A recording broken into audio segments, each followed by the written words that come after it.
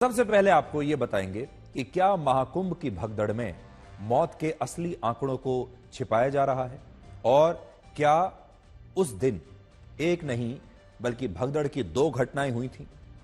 प्रशासन का कहना है कि इस भगदड़ में 30 लोगों की मौत हुई थी और 60 लोग घायल हुए थे। यह प्रशासन का आंकड़ा है। इनमें भी 30 मृतकों में 25 की पहचान घटना के अगले ही दिन हो गई थी और सिर्फ 5 शव ऐसे थे जिनकी शिनाख्त होना बाकी है। लेकिन अब प्रयागराज के मेडिकल कॉलेज के मुर्दा घर के बाहर 24 मृतकों की तस्वीरें लगी हुई हैं, जिनकी शिनाख्त उन लोगों से करवाई जा रही है जिन्होंने भगदड़ के बाद अपने परिवार के लोगों के लापता होने की शिकायत दर्ज कराई थी। अस्पताल के प्रशासन और पुलिस ने अब तक इन सवालों का कोई जवाब नहीं दिया कि जब 30 में से 25 मरने वालों की पहचान हो चुकी थी तो फिर इस मुर्दा घर के बाहर 24 मरने वालों की तस्वीरें और क्यों लगी हुई हैं। ये बाकी के लोग कौन हैं? आज हमारी टीम ऐसे कई लोगों से मिली जिनके परिवार के सदस्य और रिश्तेदार भगदड़ की इस घटना के बाद लापता हो गए थे और इन लोगों ने हमें यह बताया कि मेला प्रशासन ने इन लोगों को इस मुर्दा घर में इन तस्वीरों को दिखाकर शवों की शिनाख्त करने के लिए कहा था। इससे यह आशंका बढ़ जाती है कि क्या ये सारे शव भगदड़ में मारे गए लोगों के ही हो सकते हैं।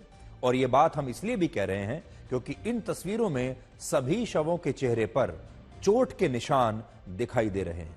यानी ये शव ये बता रहे हैं कि इन लोगों की मृत्यु चोट की वजह से हुई है और उस समय जरूर कोई ना कोई ऐसी घटना हुई है जिससे इनके शरीर पर यह चोट के निशान आए हैं। भगदड़ की यह घटना 2 दिन पहले देर रात 2 बजे हुई थी, आप सब जानते हैं, और तब से लेकर अब तक 67 घंटे बीत चुके हैं। लेकिन बड़ी बात यह है कि घटनास्थल से जो लोग लापता हुए थे उनके बारे में अब भी कोई जानकारी नहीं मिल पाई है। इन लोगों के रिश्तेदारों का यह कहना है कि अगर ये लोग इस भगदड़ में बच गए थे तो फिर ये वहां से कहां चले गए, ये गायब कैसे हो गए, ये मिल क्यों नहीं रहे। सोशल मीडिया पर लोग लिख रहे हैं कि ये लापता हुए सारे लोग असल में भगदड़ में मारे जा चुके हैं और सरकार और प्रशासन मृतकों के असली आंकड़ों को छिपाने की कोशिश कर रही है। लेकिन हमारी टीम ने जो जानकारियां इकट्ठा की हैं उनके मुताबिक ये दावे भ्रामक भी हो सकते हैं और इसे आपको इन 3 बातों से समझना होगा। पहली बात, सरकार ने लापता लोगों को ढूंढने के लिए मेला क्षेत्र में जो 10 ऐसे केंद्र बनाए हैं जहां पर खोने और पाने वाले लोगों की सूची बनाई जाती है, इन 10 केंद्रों का जो सक्सेस रेट है वो 80 से 85% है और ये केंद्र अभी 15 से 20% लोगों को अभी भी ढूंढ नहीं पाते हैं। यानी 80 से 85% लोग मिल जाते हैं और 15% से लेकर 20% लोग ऐसे हैं जो नहीं मिलते हैं। और ऐसे लोग ज्यादातर वो होते हैं जिन्हें हिंदी भाषा नहीं आती या जिनके पास मोबाइल फोन नहीं है या जो बहुत बुजुर्ग हैं, जो अपना नाम नहीं बता पाते, जो ये बता नहीं पाते कि वो किस गांव से आए हैं और उनका आता पता क्या है। ऐसे लोग अक्सर जब अगर खो जाते हैं तो फिर वो मिलते नहीं।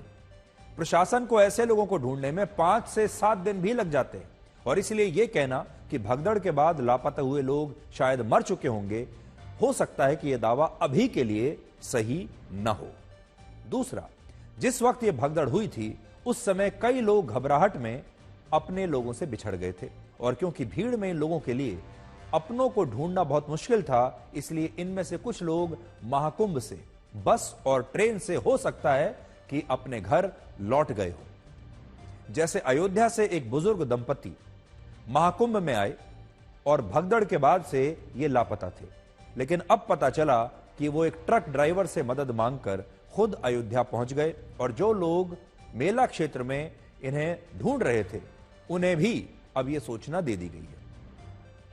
इससे यह पता चलता है कि भगदड़ में बिछड़े लोग खुद से भी अपने घरों पर पहुंच रहे हैं और इसमें उन्हें 3 से 4 या कई बार उससे भी ज्यादा दिन लगते हैं। तीसरी बात यह भी है कि यह बात सही है कि भगदड़ के बाद घटनास्थल पर जो बैग, कंबल और दूसरा सामान मिला वो अनुमान के मुताबिक 200 से ज्यादा लोगों का था और अब भी 35 से ज्यादा परिवार ऐसे हैं जो भगदड़ की घटना में लापता हुए अपने लोगों को ढूंढ नहीं पाए हैं और सरकार से लगातार पूछ रहे हैं कि उनके लोग भगदड़ के बाद कहां गायब हो गए। भगदड़ में मम्मी पापा दोनों लोग गुम हो गए हैं। हमारा तीनों बेटा कि हम बिछड़ गए। सारा मेला को ढूंढ रहे हैं। मैंने हर हॉस्पिटल में हर जगह अनाउंस भी करवाया। नाम भी खोज रहे हैं, कहीं नाम पता भी कहीं जगह पर नहीं मिल रहा है। इनके अपने महाकुंभ में डुबकी लगाने आए थे, लेकिन ये आज पीड़ा के भंवर में डूबे हैं। बड़ी व्यवस्था से और बड़े इंतजाम से अपनी माँ, अपने पिता, अपनी चाची, अपने चाचा को कुंभ में भेजा था, लेकिन अब वो कहां हैं कोई नहीं जानता। कितने ही लोग जो अमृत स्नान करने आए थे वो आज मृत हैं या जीवित, उन्हें खोज रहे ये बेचारे भी नहीं जानते। मौनी अमावस्या के दिन हादसे के बाद से अभी तक बहुत सारे लोग लापता हैं। खोया पाया ऐसा सेंटर है जहां कई सारे लोग अभी तक अपनों का इंतजार करते हुए देखे जा सकते हैं। कौन लोग लापता हैं? कौन लोग? हमारा तीनों बेटा कि हम बिछड़ गए हैं। हम खाली इधर हैं, ढूंढ नहीं पाया, कोई नहीं ढूंढ पाया। हम कैसे जाए वो हम ढूंढने? कुशीनगर से आए। किसको ढूंढ रहे? माता जी मेरी कब से गायब? 28 तारीख से। कहीं कोई अता पता 9 साल। कहाँ कहाँ ढूंढा है आप लोगों ने? सारा मेला को ढूंढ रहे हैं। बस एक काउंटर से दूसरे काउंटर, थाने से अस्पताल, मोर्चरी से संगम नोज और एक घाट से दूसरे घाट चक्कर काट रहे हैं। इधर से उधर, इधर से उधर, इधर से उधर कर आए हैं। पूरे जगह घूम डाला। 3 दिन से 10 लोग घूम रहे हैं। कोई कह रहा है यहाँ जाओ, कोई कह रहा है वहाँ जाओ। दिन भर रात भर ऐसे भटक ही रहे हैं सर। बस जो भी मिल रहा है उसी से पूछ रहे हैं, आपने मेरी माँ को देखा? आपने मेरी चाची को देखा? पर कोई कुछ नहीं कर रहा है। मेरी मम्मी का अभी तक कोई पता नहीं। मैंने हर हॉस्पिटल में हर जगह अनाउंस भी करवाया। हर हॉस्पिटल में जाके देखा, नहीं है। फिर जाके मुर्दा घर में देखा, सारा मुर्दा को भी देखा, पर मेरी मम्मी नहीं मिल रहा है। अगर किसी को मिले तो प्लीज मेरी मदद कीजिए। जितना महाकुंभ स्नान के लिए पैदल चलना नहीं पड़ा था, उससे कई गुना ज्यादा अपनों को खोजने के लिए पैदल चल चुके हैं। लेकिन लाखों लोगों में अपनों को खोजना भूसे के ढेर से सुई खोजने जैसा हो गया है। बिहार के विकास कुमार तिवारी के माँ बाप बिछड़ गए। उन्हें खोजने के लिए वो बिहार से आए। पिता तो मिल गए, लेकिन माँ को अभी तक नहीं खोज पाए हैं। कब पहुंचे थे यहाँ? हमको पता चला कल शाम को कि भगदड़ में मम्मी पापा दोनों लोग गुम हो गए हैं, तो हम तुरंत ट्रेन पकड़ के हम यहाँ पे आ गए। और खोजबीन में तो पिताजी को तो खोज लिए, बट माताजी अभी तक हमको नहीं मिली है। कल वो लोग अकेले आए थे क्या? वो लोग फैमिली आए थे, 5 लोग, 4 लोग साथ में हैं। एक लोग मेरी माताजी जो हैं वो नहीं मिली हैं अभी तक।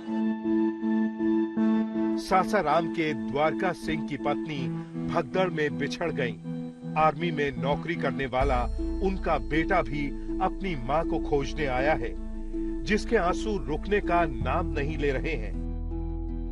हम 5 जन थे। मेरी पत्नी थी, एक साला थे और 2 सरज थे। स्वरूप रानी में पूरा ढूंढे, बेड नाम भी खोज रहे हैं, कहीं नाम पता भी कहीं जगह पर नहीं मिल रहा है। मेरे पापा हैं, मेरी माताजी भी सिंह है।